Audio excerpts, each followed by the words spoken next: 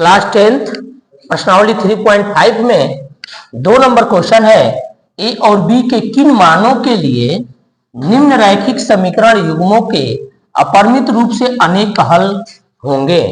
जहां पहला समीकरण दिया है 2x + 3y = 7, a minus B X plus A plus B Y equal to 3a plus B minus 2, इसको समीकरण 2 बना दिया। a1 का मान 2। इसके पहले हम लोग ये चीज देख लें कि जब ये अपरिमित रूप से अनेक हल कहता है तो चलिए इसको लिख लेते हैं। a1 हो गया, b1 का मान 3 और c1 का मान माइनस का 7। 7 उधर से इधर आएगा, -7 हो जाएगा। a2 का मान a माइनस बी, b2 का मान a प्लस बी। ये गलत हो गया था, यहां प्लस रहे। और c1 का मान क्या हो जाएगा बाबू, यहां पे माइनस कर दीजिए ब्रैकेट में 3a प्लस बी माइनस का 2 हो जाएगा। या इसको हम लोग कैसे और लिख सकते हैं, वो सारे पद अगर इधर आते हैं तो जो प्लस में है माइनस, जो माइनस में है वो प्लस हो जाएगा। यानी ये माइनस में है, प्लस हो गया, फिर माइनस 3a माइनस बी, इसको ऐसे लिख सकते हैं। माइनस वाले को इधर आएगा प्लस, पहले लिख लीजिए, और जो प्लस है वो माइनस में हो जाएगा। अब यहां आप देखेंगे सवाल में ये कहा है अपरिमित रूप से अनेक हल हो।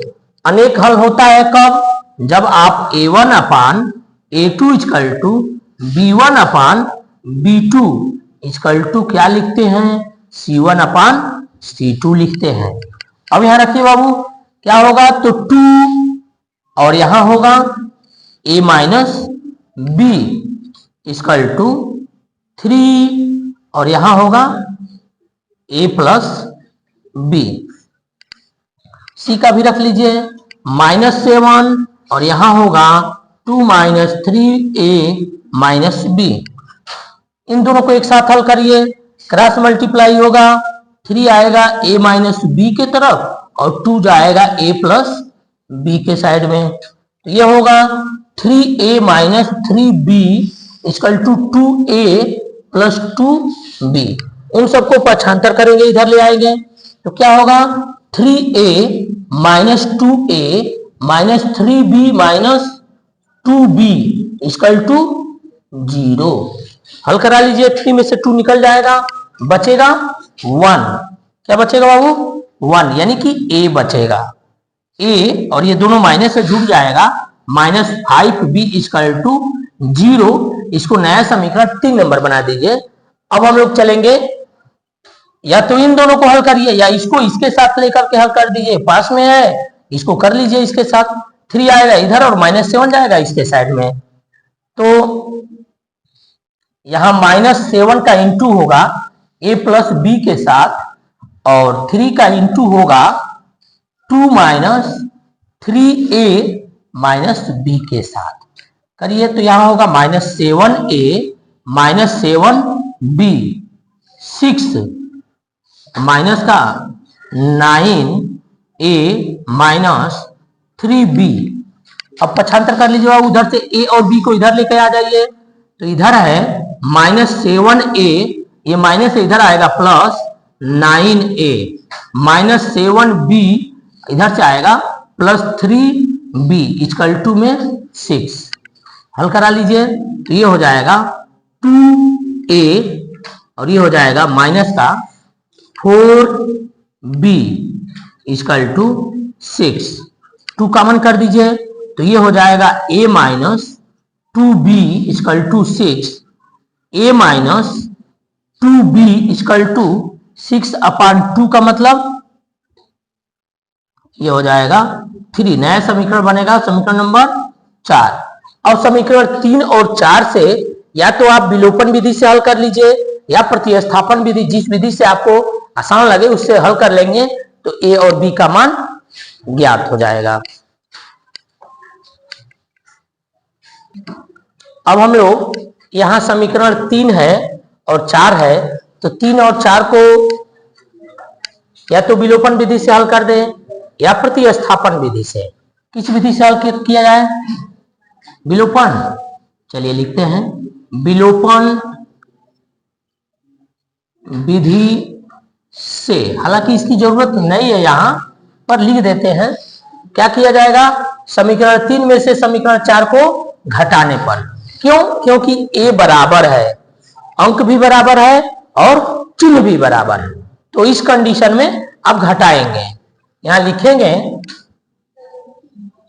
नहीं, घटाएंगे। जोड़ेंगे तो कहां कटेगा? दोनों प्लस है ना, नहीं कटेगा। समीकरण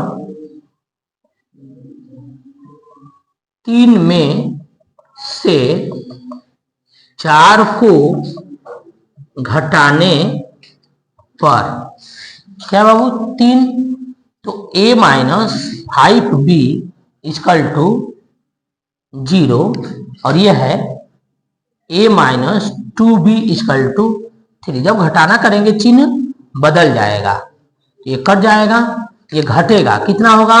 तो माइनस का 3b और माइनस का 3, तो b equal to minus 3 minus 3, minus से माइनस 3 से 3 कटेगा, b का मान क्या हो जाएगा?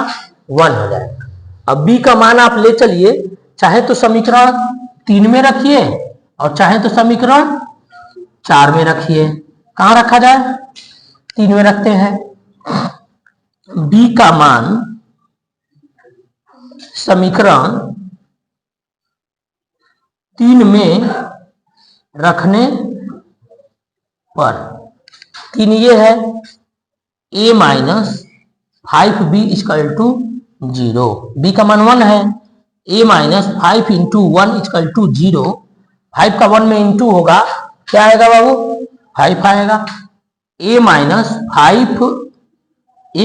5 इक्वल टू 0, माइनस से उधर जाएगा, प्लस कर देगा, यानी कि प्लस का 5, तो a का मान क्या हो गया? 5 हो गया। इस तरह से इस सवाल में a का मान आपका 5 हो गया और b का मान 1 हो गया, जो क्या कहा था?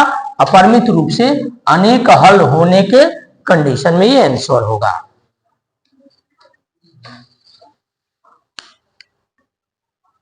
ये हम लोग दूसरे का पहला क्वेश्चन हल कर रहे थे, अब हम लोग हल करेंगे दूसरे के दूसरे को। देखेंगे दूसरे का दूसरा क्वेश्चन कह रहा है के किस मान के लिए निम्न रैखिक समीकरण के युग्म का कोई हल नहीं है। यहां क्वेश्चन दिया है 3x plus Y equal to 1 है, और यहां है 2k minus 1 x plus k minus 1 y equal to 2k plus 1। यहां सवाल में ये कहा है कोई हल नहीं है, कोई हल नहीं होने के कंडीशन में आप क्या लिखते हैं? तो यहां सबसे पहले मान लिख लीजिए। a1 का मान होगा 3, b1 का मान होगा 1 और c1 का मान क्या होगा? ये उधर चला जाएगा, -1 लिखेंगे। a2 का मान क्या होगा? 2k माइनस 1 होगा। b2 का मान k माइनस 1 होगा और c2 का मान इधर आ जाएगा, तो माइनस का 2k और माइनस का 1 हो जाएगा। क्या यहां इस सवाल की शर्त क्या है बाबू? कहा है कोई हल नहीं हो। जब कोई हल नहीं है का मतलब a1 upon a2 equal to b1 upon b2 not equal c1 upon c2, यही होता है। जब कोई हल नहीं हो तो आखिरी पद को बराबर नहीं होना होता है, का मतलब कि आपको यहीं से बस सवाल को हल कर रहा है। अभी इसके पीछे वाले में एक बार हम लोग इसको और फिर इसको हल किए थे, यहां उसको नहीं हल कर रहा है, केवल इसको हल करेंगे। k का मान निकल जाएगा। तो ले आइए, आप a1 के जगह पर लिखेंगे 3 और a2 के जगह पर लिखेंगे 2k minus 1 equal to b1 के जगह पर लिखेंगे 1 और b2 के जगह पर लिखेंगे k माइनस 1। क्रॉस मल्टीप्लाई करा लीजिए, 3 आ जाएगा k माइनस 1 के तरफ और 1 चला जाएगा 2k माइनस 1 के तरफ। तो इसको आप ऐसे लिखेंगे 3 ब्रैकेट में k माइनस 1 और 1 इंटू ब्रैकेट में 2k माइनस 1 कर लीजिए बाबू। 3 का इंटू करेंगे ये होगा 3k माइनस 3 इक्वल टू 1 का करेंगे 2k माइनस का 1, k को एक पास और बिना k वाले को एक पास, ये दोनों आ जाएंगे 3k, ये प्लस है इधर आएगा माइनस का 2k माइनस 1 अपने जगह पर, ये इधर से जाएगा इधर जाएगा प्लस हो जाएगा। अब यहां घट जाएगा k हो जाएगा और ये घटेगा तो आएगा 2।